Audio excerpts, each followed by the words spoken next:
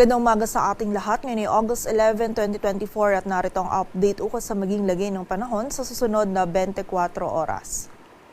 Patuloy pa rin umiiral ang southwest monsoon o habagat dito sa Luzon, maging sa kanlurang bahagi ng Visayas kung saan ngayong araw makakaranas pa rin po ng mataas na tsansa ng mga kalat-kalat na pag-ulan, pagkilat at pagkulog itong kanlurang bahagi ng Luzon. So pag-iingat pa rin po para sa ating mga kababayan dyan sa posibilidad ng mga pagbaha at pagguho ng lupa. Samantala, sa nalalabing bahagi naman ng ating bansa ay meron pa rin tayong posibilidad ng mga isolated na mga pag-ulan, pagkilat at pagkulog lalong-lalo na yan sa hapon at gabi dulot ng habagat at ng mga localized thunderstorms. At sa kasalukuyan ay wala po tayong minomonitor or namamataan pa na sama ng panahon na maaari makaapekto dito sa ating bansa.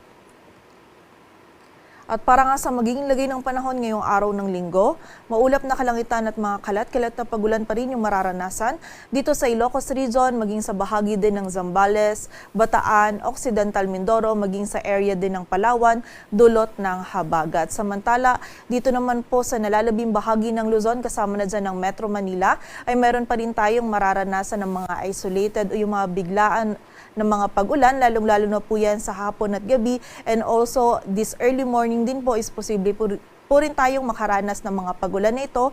Kaya kapag po tayo ay lalabas, huwag pa rin natin kalilimutan yung mga pananggalang natin sa ulan, and also yung ating mga regional offices ay nagpapalabas din ng mga thunderstorm advisories or mga babala ukol sa mga pag-ulan na ito.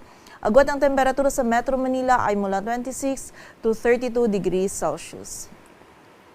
Samantala sa buong bahagi naman ng Visayas at Mindanao, ngayong araw ay magiging bahagyang maulap hanggang sa maulap ang kalangitan. Meron pa rin po tayong posibilidad ng mga isolated o yung mga biglaan at mga panandaliang pag-ulan, pagkilat at pagulog dulot pa rin yan ng habagat at ng mga localized thunderstorms. And during severe thunderstorms po, posible pa rin tayong makaranas ng mga katamtaman hanggang sa mga malalakas na pagulan na maaari magdulot ng pagbaha at pagguho ng lupa. So pag-iingat pa rin po para sa ating mga kababayan.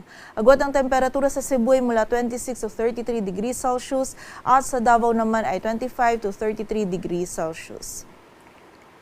At para naman sa lagay ng dagat baybayin ng ating bansa, wala po tayong nakataas na gale warning, kaya malayang makakapalaot yung mga kababayan nating mga isda, pati na rin yung may mga maliliit na sasakyang pandagat.